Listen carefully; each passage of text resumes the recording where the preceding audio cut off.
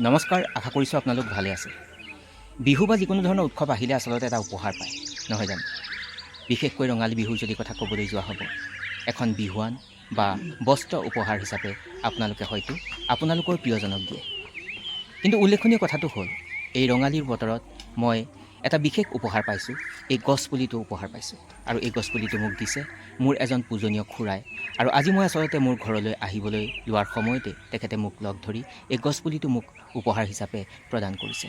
পোনপ্ৰথমে মই তেখেতলৈ শ্ৰদ্ধা নিবেদন কৰিছোঁ আৰু পূজনীয় খুৰাৰ যি চিন্তা, সেই চিন্তাক আচলতে মই শলাগ লৈছোঁ। ডিব্ৰুগড় চহৰৰ পৰা প্ৰায় 90 কিলোমিটাৰ অতিক্ৰম কৰি ঘৰ আহি পাইছিলোঁহি। ঘৰ আহি পোৱাৰ পাছত এটাই লক্ষ্য আছিল, কেনেকৈ এই গছপুলিটোক সঠিক ঠাইত ৰোপণ কৰিব পৰা যাব। পুলিটো ৰোপণ কৰাৰ উদ্দেশ্যেৰে এনেকৈ বাৰীলৈ যাবলৈ চেষ্টা কৰিছিলোঁ আৰু এডোখৰ সঠিক ঠাই নিৰ্বাচন কৰিবলৈ প্ৰয়াস কৰিছিলোঁ, যাতে পুলিটো লহপহকৈ বাঢ়িব পাৰে। আৰু এটা কথা ঠিক, যদি ৰোপণ কৰা মাটিখিনি সঠিক থাকিব, নিশ্চয়কৈ পুলিটো বাঢ়িবই, সেইটো নিশ্চিত। আৰু এনেকৈয়ে বাৰীখনৰ বহুখিনি ঠাই চাই অৱশেষত এই ঠাইখিনিকে নিৰ্বাচন কৰিছিলোঁ আৰু এনেকৈ পুলিটো ৰোপণ কৰাৰ কাৰণে গাঁত খান্দিবলৈ চেষ্টা কৰিছিলোঁ।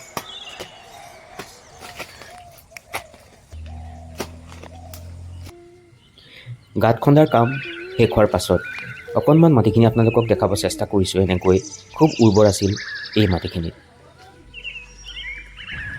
এনেকৈ ৰুবলৈ চেষ্টা কৰিছোঁ। গাঁতটো বহুত দকৈ খন্দা হৈছে, পুলিটো ডাঙৰটো, মাটিখিনি মোটামুটি ভালেই দেখা পাইছোঁ। কিন্তু গছ গছনি বহুত আছে আচলতে এইখিনি, তামোল গছ, ফলৰ গছ আৰু বিভিন্ন ধৰণৰ ফলৰ গছবিলাকো আছে। আৰু কাষতে ৰোপণ কৰিবলৈ চেষ্টা কৰিছোঁ। গছ পৰিৱেশ তন্ত্ৰৰ এক অবিচ্ছেদ্য অংশ, মানৱ জাতিৰ জীৱনৰ সংগী। গছে আমাক উশাহ ল'বলৈ বায়ু, খোৱাৰ বাবে খাদ্য আৰু লগতে জীয়াই থাকিবলৈ আশ্ৰয় প্ৰদান কৰে। গছবোৰে বায়ুমণ্ডলৰ পৰা কাৰ্বন ডাই অক্সাইড শোষণ কৰি নিজৰ ভিতৰত সংৰক্ষণ কৰিব পাৰে।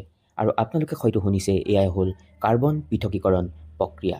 গছ নাথাকিলে মানৱ জাতিৰ অস্তিত্ব নাথাকিব। কোৱাটো প্ৰাসংগিক হ'ব, আজিৰ পৰিস্থিতিত মানুহৰ জীৱিকাৰ পথ প্ৰশস্ত কৰিবলৈ যধে মধে গছ গছনিবিলাক কটা হৈছে। মানৱৰ এনেধৰণৰ কাৰ্যকলাপে বায়ুমণ্ডলত বৃহৎ পৰিমাণৰ সেউজ গৃহ গেছ প্ৰৱৰ্তন কৰিছে। আৰু যদি দীঘলীয়া সময়ৰ বাবে নিয়ন্ত্ৰণহীনভাৱে এনে কাৰ্য চলি থাকিব, তেন্তে ই পৰিৱেশৰ প্ৰতি তীব্ৰ ভাবুকিৰ সৃষ্টি কৰিব পাৰে। পৰিৱেশক সুৰক্ষা আৰু ৰক্ষণাবেক্ষণ দিয়াৰ সময় আহি পৰিছে।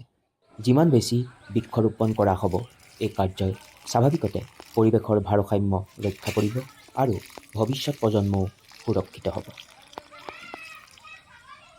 এনেকৈ এই পুলিটো ৰুলোঁ, আটলাছৰ পুলি আচলতে। আৰু আটলাছ আজিকালি খুব সততে দেখিবলৈ পোৱা নাযায়, এটা আপুৰুগীয়া ফল বুলি ক'লেও ভুল নহ'ব। আৰু সেই খুৰাজনে মোক দি আহিছিলে, আজি বিহুৰ বতৰ আচলতে, তেখেতে দি আহিছিলে।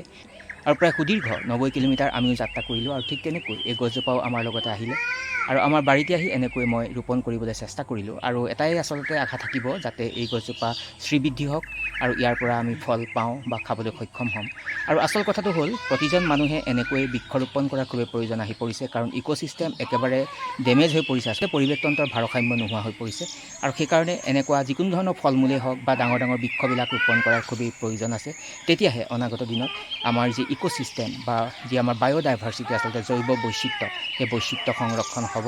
আৰু এনেকুৱা ধৰণৰ ফলৰ গছেই হওক বা ডাঙৰ ডাঙৰ বৃক্ষবিলাকেই হওক ৰোপণ কৰাৰ খুবেই প্ৰয়োজন আছে, যিয়ে নেকি পৰিৱেশৰ যি ভাৰসাম্য, সেই ভাৰসাম্য ৰক্ষা কৰাত সহায় কৰিব। আৰু বৰ্তমান সময়ত পৰিৱেশ তন্ত্ৰটো একেবাৰে জটিল অৱস্থাত আছে, যিয়ে ভৱিষ্যত প্ৰজন্মক এক ভাবুকি প্ৰদান কৰিছে। আৰু এনেকৈ যদি আমি সকলোৱে এজোপা গছ ৰোপণ কৰিবলৈ চেষ্টা কৰোঁ, নিশ্চয়কৈ অনাগত দিনত আমাৰ ইক'ছিষ্টেম বা পৰিৱেশ তন্ত্ৰটোৰ ভাৰসাম্য ৰক্ষা হ'ব।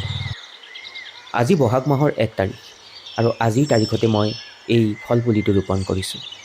যিহেতুকে বিহুৰ বতৰ, সকলোকে পুনৰবাৰ ৰঙালী বিহুৰ ওলগ যাচিছোঁ, শ্ৰদ্ধা নিবেদন কৰিছোঁ আৰু কামনা এটাই কৰিম, যাতে অনাগত দিনবোৰ সকলোৰে সুখৰ হওক, মনৰ আশাবিলাক বাস্তৱত ৰূপায়ণ হওক।